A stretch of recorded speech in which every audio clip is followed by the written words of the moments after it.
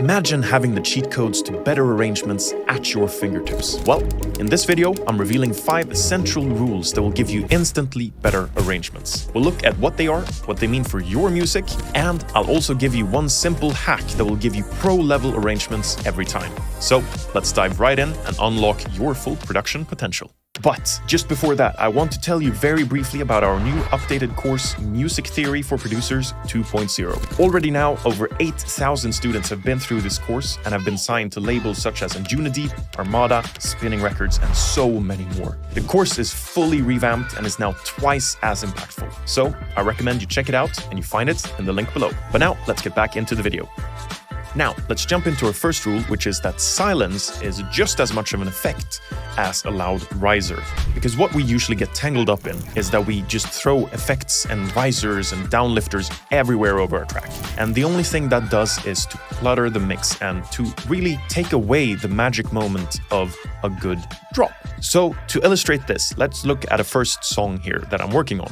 And we have this drop that has just too many effects going on. And let's listen to it first to then see what could we do instead.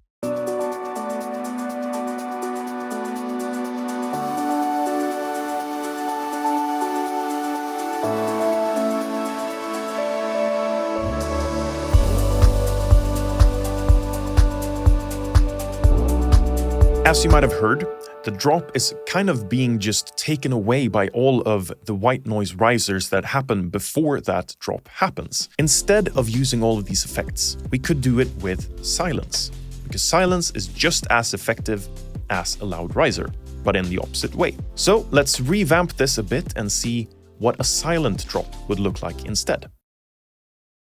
So what we now did in this drop is that we removed all of these effects that were cluttering up the actual build-up moment of this drop, and we also went into the pads, which are a very centric element in the song, and we automated away a bit of the frequencies to kind of shave away things instead of adding on. So let's now listen to this drop with a silence instead of an effect.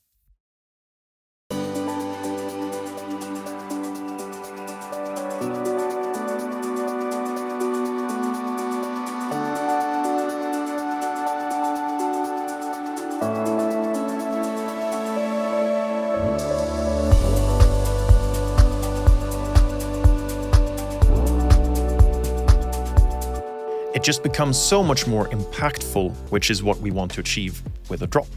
Now that we've understood the power of silence, let's look at another crucial element, which is using elements wisely.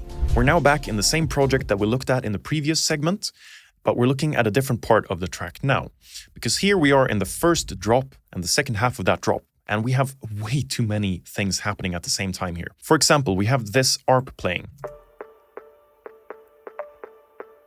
That really becomes quite annoying in the background when listening to the full track. On top of that, we have a bunch of keys, we have ARPs, we got pads, and everything is just taking away from the focal point, which should be the main melody in this drop.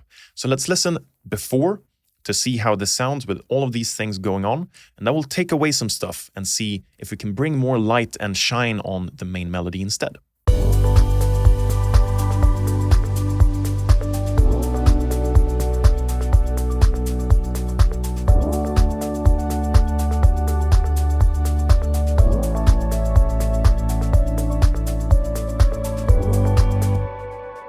So it's just a lot of melodies going on at the same time. And it kind of brings our focus everywhere in this song, which makes it difficult to be cohesive as a listener. So let's now dive in and take away some stuff and see if we can make this more efficient and streamlined as a song.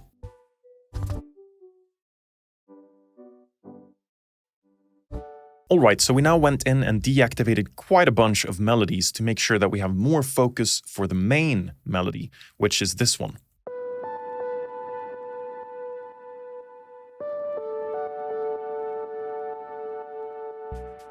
So let's now do an A/B test and see what is it sounding afterwards, and do we have more focus on the main melody now?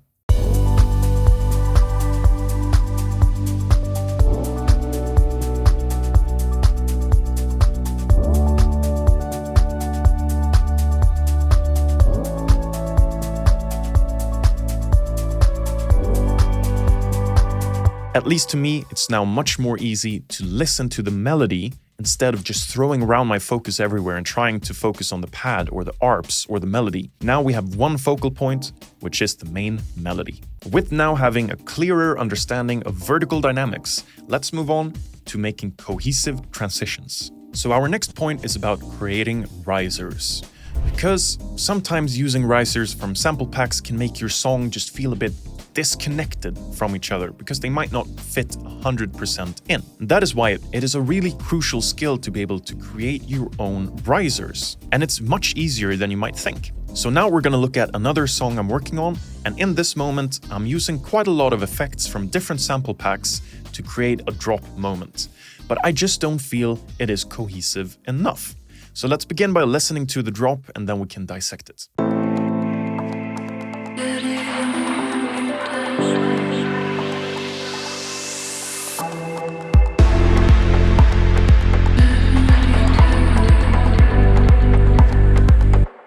So, for sure, the effects are doing what they're supposed to do, which is create tension and then release in the drop moment, but the effects just don't rhyme that well with each other. So what could we do instead? Well, instead of just using sample pack risers and effects, we can create our own. And one way of doing this is to actually make the effects ourselves.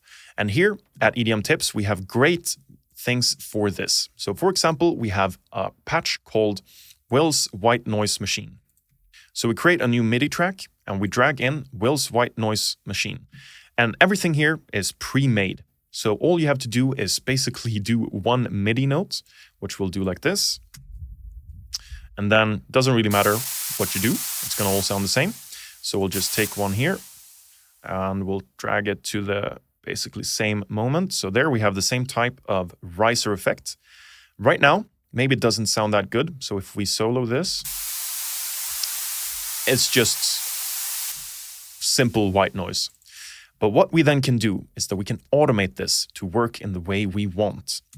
And one nice thing is that inside this, you also have the AutoPan integrated, which means you can create quite cool effects with this riser. But let's go back to the macro effects here. And then we'll just take the low pass frequency and we will automate this in just like this. We'll get a cool rising effect. So that's one part. Then we can also modulate the AutoPan.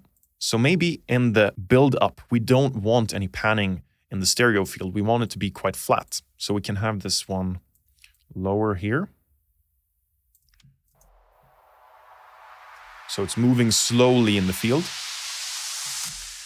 And then in the drop moment, well, here we also want something, of course. So let's introduce the second one and we'll do an A note here as well. And we'll drag it all the way there. But here, we do want some of that nice AutoPan effect on it. So then we can instead go from the other way around.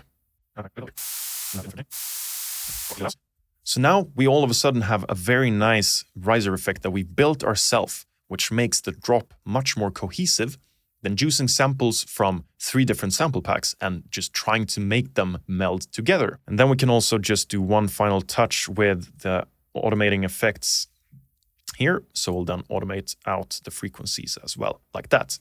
And now we can then A/B test and see which is the better of these 2 drops, the one that we're doing our own effects on, or the one where we're using sample bank effects. So let's check. Let us now then deactivate the other effects that we had from before and listen to the drop with our own.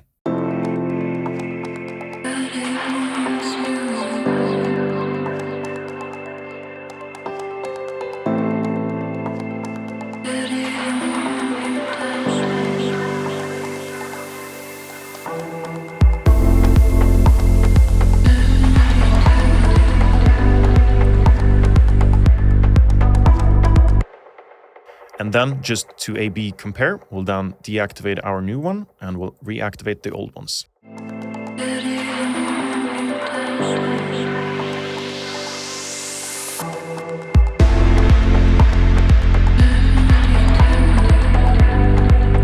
To me, it just gives a much more cohesive appearance of the song and the drop by doing it ourselves. And also, it gives you more artistic control over the overall song. So it's up to you to decide what you want, but for me, this is a winner. So we have now covered cohesive transitions. Let us now talk about the pro level hack that I gave you a hint about before, which is how to structure your arrangements. So why is this so important that I name it the secret hack of this video? It is because this type of approach makes you focus on the most energetic and intense part of the track, and will make sure that that is the focal point of the entire song. If you were to arrange your song the other way around, for example, starting with doing an intro and then building it out and just layering up things as you go, then the drop will not be the focal point of your song, which it has to be, because that is the focal of the entire track. By doing this, you will make sure that you always focus on the main part and then arrange accordingly to make sure that it all drives to the main point, which is the drop. All right, so what we did here now is to quickly build out an arrangement over an 8-bar loop. So I just did this very quickly, so don't pay much attention to what it actually is, but just to visualize and to understand. From this, we can now take the elements that we've brought into the drop and then do basically a full arrangement only from these parts, because what we want is the main drop to be the focal point. So we don't want to build too much anticipation or too much energy before the drop, and we don't want to do the same after in the break.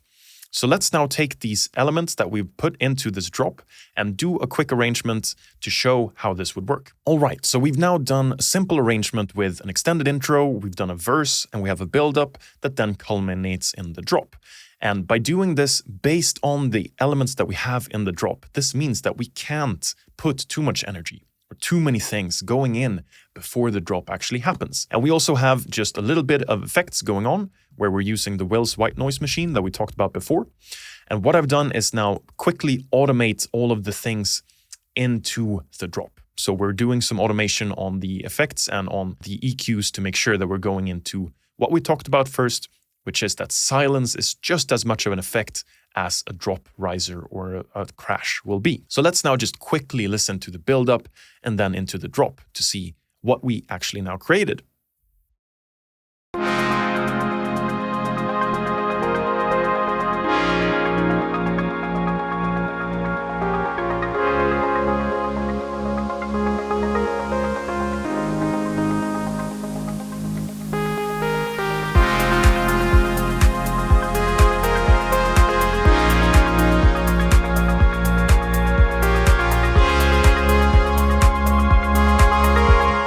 So a soft, beautiful transition that isn't too culminating with many risers and drop effects, but more utilizing the things we've talked about here, which is to have a simple structure with silence that is just as powerful as any effects can be. And by doing the arrangement in this way, where we're utilizing all of the things in the drop and building that out before we do the full arrangement, we know that we can't overdo the energy and the transitions. So that's our tip number 4. Now that we've discussed how important it is to build your arrangement from the drop, we also need to remember how important sound selection is for a full and rich mix. The sounds that you choose at the beginning of your production process sets the foundation for your entire mix. If you choose mismatched or weak sounds, you most likely will end up with a bland mix. So that is why it's in crucial importance to make sure that we have the right sound selection. And to show you an example of what I mean, we're going back to another song that we worked on our previous examples here. And here we also bring in the importance of referencing that we talk about in basically each of our videos. So here we've been working on a ghost track, which is this one.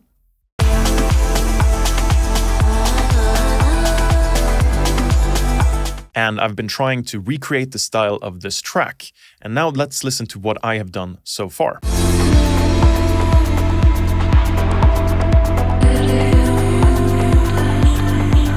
So sure, I got most of the elements right in the original Ghost track, but it's just lacking the drums from the track. Let's listen quickly again.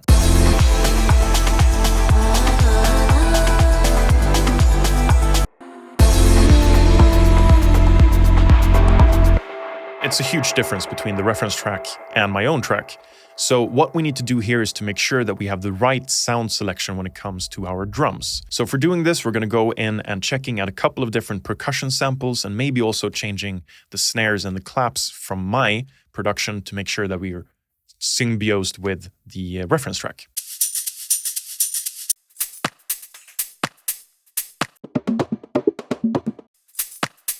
so maybe that one will work. And here it's also very handy to make sure that you have your favorites folders set up in a way so you quickly can find samples that you use often and that often work in your productions.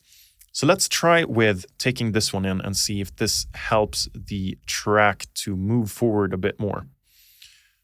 Let's bring it down a bit in volume and then see what we have now.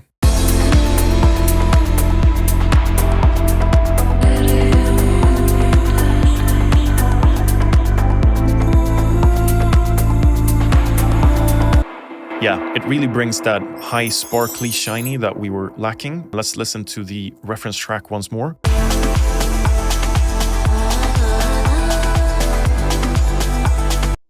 It's for sure not the same as the reference track, and here your artistic views comes in. How close do you want to become with your reference track? In my opinion, I like it a bit more shiny that this perk loop gives compared to the reference track, so I think I'm gonna stick with this.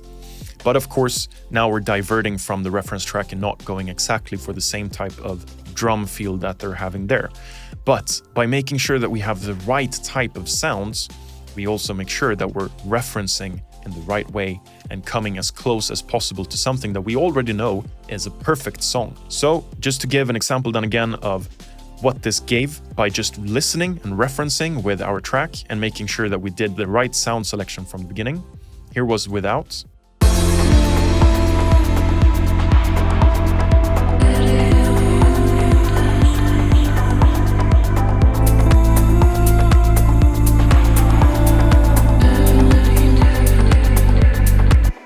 So it's night and day in those drums because we were really lacking something before in that. So make sure that you choose the right sounds when doing your projects. And there you have it, the 5 essential rules that you should always follow to take your arrangements from a beginner to a pro level. And remember that the one pro hack you should always follow is to make sure to build your drop first and then do the arrangement afterwards. By doing this, you ensure a strong foundation in your track and making sure that the primary elements and energy comes in the drop. To take your productions even further and to build on my last point about sound selection, check our other video up here about 8 reasons your mix sounds thin and muddy. Here, Will goes even more into detail about how important sound selection is and how it could otherwise lead to a weak and thin mix. So don't miss that one. If you found these tips helpful, please subscribe to our channel and give this video a like. Your support means a lot for us to make more content for you. Thank you for watching, and I'll see you in the next one.